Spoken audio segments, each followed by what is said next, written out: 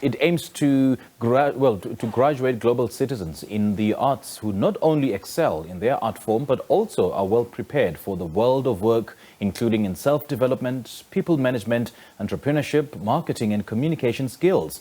That's the Arts and Culture Trust Nyoloha Scholarship Program. To tell us more about the 2022 application process, we're now joined by Jessica Denyschen, who is the Arts and Culture Trust Interim CEO. Jessica, very good morning. Thank you so much for joining us. Welcome. Good morning, Sims, and good morning to everyone watching. Good stuff. Now, give us more background into the ACT Nyoloha Scholarship Program. What's that all about? So, Sims, the scholarships program is actually a historic program of the Trust that we are relaunching this year. Obviously, during COVID, we couldn't interact with students in the scholarship program, as it entails training and mentoring and upskilling in terms of preparing students for the professional industry. Okay. This year, we're relaunching, targeting all 9 provinces, where historically we used to only focus on 5 provinces. We'll be including a 3-month training period for the scholars, and then a finalist selection. 12 finalists that get rated through the training period, and 3 wild cards that maybe call them late bloomers that only blossom later on through the training period. Okay, so who is the scholarship aimed at, and so far how's the response been? I think the response has been absolutely overwhelming. I think students and learners are just budding to get out and grab the opportunities that they couldn't necessarily in the last 2 years. Right. The scholarship specifically aimed at students and young people between the ages of 17 and 25 years of age. They need to have university exemption. Obviously, this is an opportunity for tertiary education, so that is a qualifying criteria. But from anywhere all over the country in the categories of singing, dancing, acting, and visual arts, including digital art. So is it only those 4 categories? Only those 4 categories, but we also feel that the arts doesn't have to be restrictive, and people can obviously engage and interpret those in the way that they practice their artistry. Okay, so you started with an open call on the 26th of April, which ran for 4 weeks until the 22nd of May.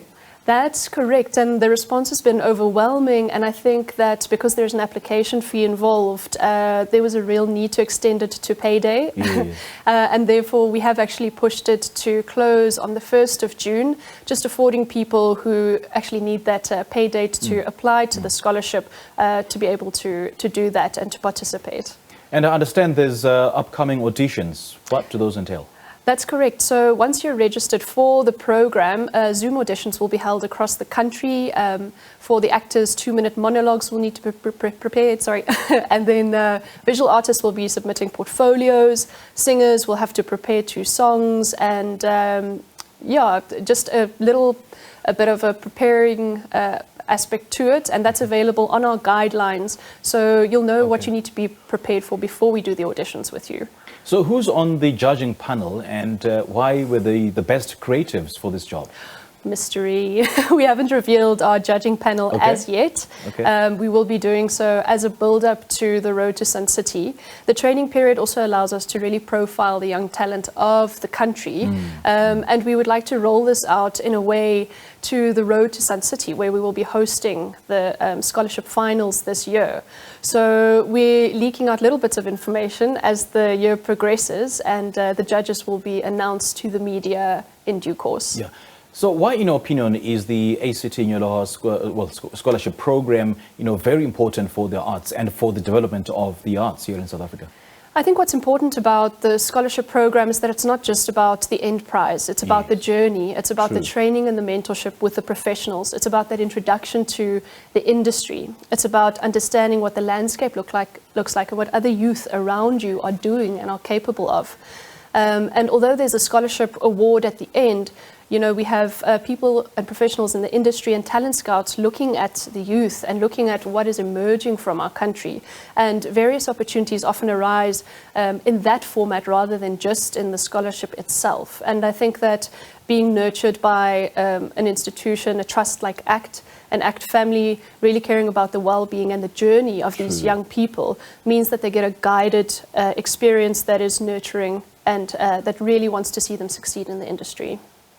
Jessica, what's the level of interest have you observed, especially among young people, of treating the arts not only as a hobby but as a business and a source of livelihood? I think it's actually exploding. There's this idea that the arts is not sustainable, but I feel that the youth are really rebelling against that. They're really engaging in different medium. I think that they're more open to collaboration and not working in silos. Okay. And I think that we're seeing a lot of innovation come from the youth and a hunger to actually sustain themselves through entrepreneurial activity. I think one thing that the Trust really offers is a guided experience through this entrepreneurial activity from a resources page that's free on our website, the Aklolo page, that can guide people before they even need to apply for funding. Entrepreneurship programs that take us through mentoring, training, and then potential investment towards income-generating projects, and then also knowledge creation through this tertiary experience that we offer. So it is really looking at the journey of the artist, not just as the performer who performs and leaves, but actually generates an income and a legacy from what they do.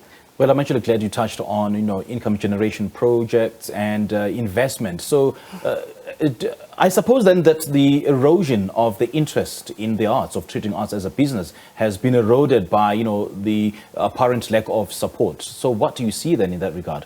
Because I know that so many students and pupils go to tertiary to study the arts only for them to start looking for jobs and not treating their arts as a business. So I think that joblessness is obviously an issue that affects the entire country, not just the arts sector. But I do feel that there is a huge surge from these young people to innovate around that and to realize that sometimes you need to self-fund. Sure. I think that the gap speaks to an opportunity that we have. What are our resources? What are our assets? What are our networks? And how do we self-mobilize and self-actualize in terms of creating a sustainable future for ourselves? And this is really the ethos and the paradigm shift that the Trust is instilling in our participants, especially with the shift of our strategy, looking at the next 5 years. Really is how can we enable, nurture, support people to be self-sustaining? It's a good question. How then do we do that? How do we self-actualize for sustenance and self-sustainability, looking at the fact that, most of the youth are not well capacitated in terms of the arts? So I think definitely taking advantage of programs and resources. I think that local community centres and libraries should and are becoming a crucial space for access to information. Yes. And to really understand what the supporting bodies do. So what does government provide? What does the Trust provide? What does the Goethe Institute or BASA provide? And I think it really is about going onto Dr. Google, going onto the websites and reading. Educate yourself through reading because there are numerous resources available. If you're looking for information on film, go to the National Film and Video Foundation. If you're looking for information and structure on how to potentially start a business or become an entrepreneur, come to the Trust or go to BASA. If you're into music, speak to the correct agent. And I think that if we as the supporting bodies can all feed to each other appropriately, the Sure. people that come to us, we will start creating better cohesion. Sure. All right, as a parting shot, so how do those interested and those qualifying take part? So online applications through our website, which is www.act.org.za/Nyoloha.